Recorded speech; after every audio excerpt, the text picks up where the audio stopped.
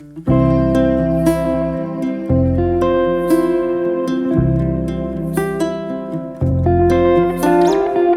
if I were approaching Michigan, I would say, let's find a billionaire and let's spend the money not on 30-second ads. We're going to spend it destroying the teachers union in Michigan. It's really simple. It is disgusting that government employees get to rig the system in favor of the people who pay them. It's really that simple. And by the way, oh, bless you, son. Thank you. I don't know what you're saying, but I agree with you. Sorry, that's vodka. I am in Michigan. Woo!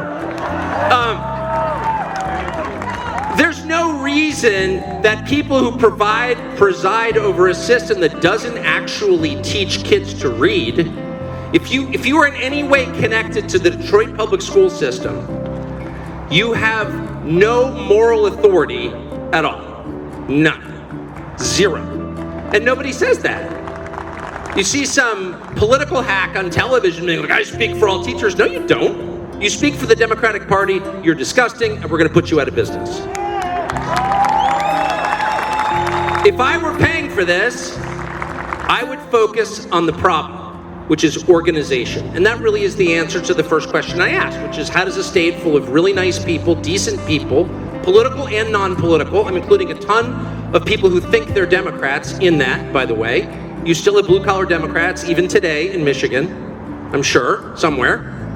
You know, former union guys or whatever who think it's 1978, who don't understand that the party they support has completely different priorities that are at odds with them. Totally different values than they had when Walter Reuther was running it. It's a totally different system, but they haven't updated their files. They don't know that. So I would make the case to them that no, these people are criminals.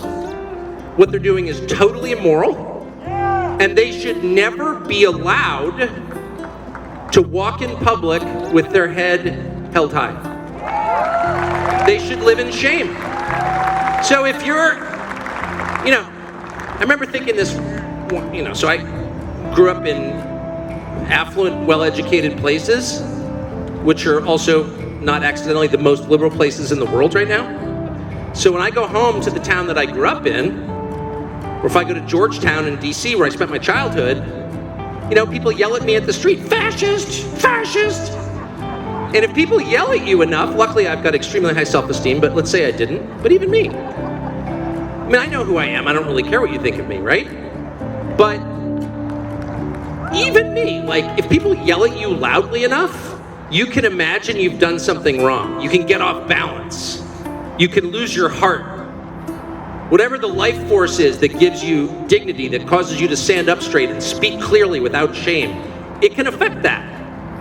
And I would say people who are against the atrocities that are taking place daily in our political system need to regain that and just speak absolutely clearly and say no.